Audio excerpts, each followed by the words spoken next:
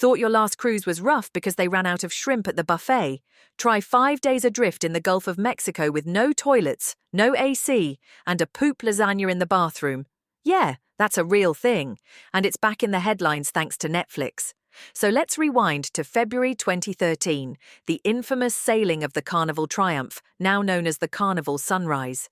It was supposed to be a quick 4-night trip to Cozumel, but an engine room fire said, actually, let's try survival mode instead. Power? Gone. Air conditioning, toast, toilets, overflowing. The passengers, armed with red biohazard bags and Imodium. Netflix's new train wreck episode, Poop Cruise, just dropped, and it's giving full disaster doc energy.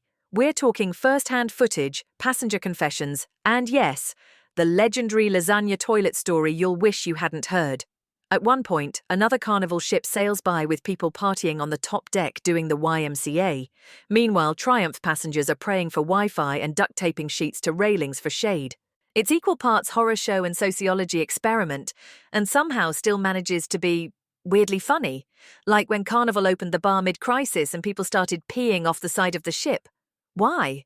Because cruise logic, the wildest part.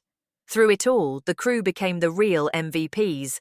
Passengers were literally thanking them as they disembarked, which, by the way, happened after being towed to Mobile, Alabama, with raw sewage sloshing through the hallways.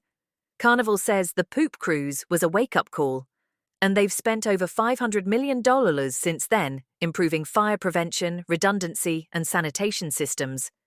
Which is good. Because if you've ever had to poop in a bag while holding a flashlight in your teeth, you'd probably call that a teachable moment too. So, should you watch the Netflix doc?